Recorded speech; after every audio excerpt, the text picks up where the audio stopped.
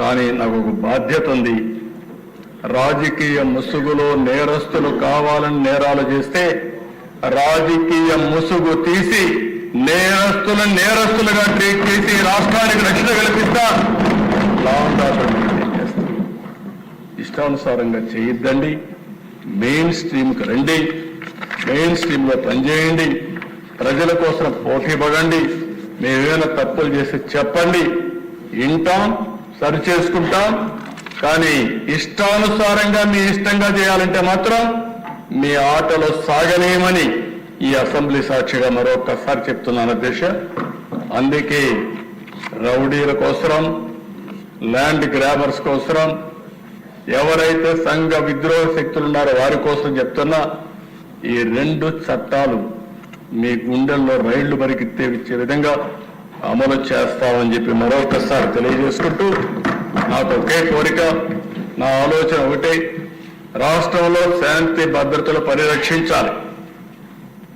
ఏ మారుమూల ప్రాంతంలోనే సరే ఎవరైనా తప్పు చేయాలంటే భయపడే పరిస్థితి ఉండాలి.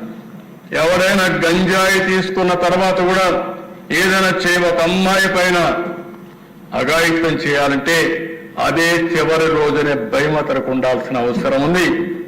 అదే మరి సోషల్ మీడియాలో పెట్టి రెచ్చగొట్టి ఆడబిడ్డల అశ్లీలమైన ఫోటోలు కూడా దేశ ఇటీవల మీరు చూశారు. ఓసారి బాధ వేస్తుంది, ఆవేదన వేస్తుంది. ఈ చట్టం మనల్ని కట్టేస్తుంది. ఓసారి మొన్న విశాఖపట్నంలో ఏం జరిగింది దేశ, ఒక అమ్మాయి పైన ఎంత నీచంగా, ఎంత ఘోరంగా ఆ అమ్మాయి ఫోటోలను తీసి, నగ్న ఫోటోలు తీసి బ్లాక్మెయిల్ చేసి ఆ అమ్మాయిని జీవితాన్ని నాశనం చేస్తారా? మీరు మనుషుల, మృగాలు మీకంటే బెటర్. ఆ విషయం మీరు గుర్తుపెట్టుకోవాలి. అందుకే చెప్తున్నాను అధ్యక్ష, నాకు కూడా అర్థం కావడం లేదు. ఇంకా వీళ్ళు చేసే పనులు చూస్తా ఉంటే చాలా బాధ వేస్తుంది, ఆవేదన వస్తుంది, ఆవేశం వస్తుంది. కానీ మళ్ళీ బాధ్యత ఒకటి వస్తూ ఉంది అధ్యక్ష. అందుకే నేను చెప్తున్నా, తల్లిదండ్రులు కూడా విజ్ఞప్తి చేస్తున్నా, మన పిల్లల్ని ఇప్పుడే మాధవరెడ్డి గారు చెప్పినట్టు ఒక మాట చెప్పారు, చిన్నప్పుడే మత్తు ఇంజెక్షన్ ఇచ్చేయడం. చిన్న పిల్లల్ని 2 ఏళ్ళు, 3 ఏళ్ళు, 5 ఏళ్ళు, ఏంటి ఇవన్నీ? ఈ అఘాయిత్యాలు ఎక్కడికి పోతున్నాం? ఎప్పుడన్నా విన్నామా ఇవి? ఎంత దారుణం అంటే అలాంటి దారుణానికి వచ్చాం. అంటే ఒక విధంగా చెప్పాలంటే ఒక నీచమైన ఆలోచనలు కూడా వచ్చే పరిస్థితి వచ్చింది. ఇది పోవాలంటే నేను ఒక మాట చెప్పాను ఒకప్పుడు, break silence, talk about AIDS అని చెప్పాను. అప్పుడు ఆ ఎయిడ్స్ అనేది పెద్ద స్టిగ్మా, ఎవరు మాట్లాడరు. ఎయిడ్స్ మాట్లాడితే మమ్మల్ని అనుమానిస్తారు. అలాంటి సందర్భంలో నేను బ్రేక్ చేసిన తర్వాత పెద్ద ఎత్తున చర్చనీయాంశం చేస్తే ఎయిడ్స్ని నివారించగలిగాం, ప్రజల్లో అవేర్నెస్ తేగలిగాం. దానివల్ల చాలా వరకు ఉపయోగపడింది. ఇప్పుడు కూడా ఇలాంటి నేరాలు జరిగినప్పుడు చర్చ చేయాలి. వాళ్ళని ప్రజా జీవితంలో ప్రజల దగ్గర నుంచి దూరం చేయాలి, సమాజంలో చీకొట్టాలి. కొన్ని దిక్కలు నేను చూశాను, నిన్న ఇలాంటి వాళ్ళపైన ప్రజలు తిరుగుబాటు చేసి కొట్టే పరిస్థితికి వచ్చారు. అది జరగాలి.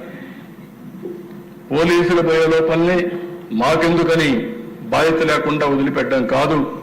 రేపు వాళ్ళకి జరిగింది, రేపు మీ ఇంట్లో జరుగుతుంది, రేపు మీకు జరుగుతుంది. ఈ విషయం ఆలోచించుకొని సమాజంలో ఒక చైతన్యవంతంతో ప్రజలందరూ ముందుకు పోతే, మన ఇంట్లో తప్పు చేసిన తప్పని ఖండిస్తే ఎదుటివాడు తప్పులు చేయాలంటే భయపడతారు. అది రావాలని కోరుకుంటున్నా. తొందరలో పెద్ద ర్యాలీ తీద్దాం. డ్రగ్స్ పైన, గంజాయి పైన, ఈ ఆడబిడ్డల పైన అత్యాచారాల పైన ఒక ర్యాలీ తీద్దాం. ప్రజా చైతన్యం తీసుకొస్తాం. ప్రతి ఒక్క స్టూడెంట్ ఆలోచించుకోవాలి, ప్రతి ఒక్క తల్లిదండ్రులు ఆలోచించుకోవాలి. మన పిల్లల్ని మనం ఎడ్యుకేట్ చేయాలి, సమాజంలో చైతన్యం తేవాలి. అల్టిమేట్ గా ఈ రాష్ట్రంలో లా అండ్ ఆర్డర్ మెయింటైన్ చేసే బాధ్యత ఈ ప్రభుత్వం తీసుకుంటుందని చెప్పి మరొకసారి తెలియజేసుకుంటూ, ఈ రోజు మళ్ళీ హామీ ఇస్తున్నా. ఇంకా కూడా నాకు తృప్తి లేదు అధ్యక్ష. ఎందుకంటే ఇన్ని ప్రయత్నాలు చేసినా ఎవడో ఒకడు విపరీతమైన ధోరణితో ముందుకు పోయి అక్కడక్కడ ఎలాంటి సంఘటనలు జరుగుతున్నాయి.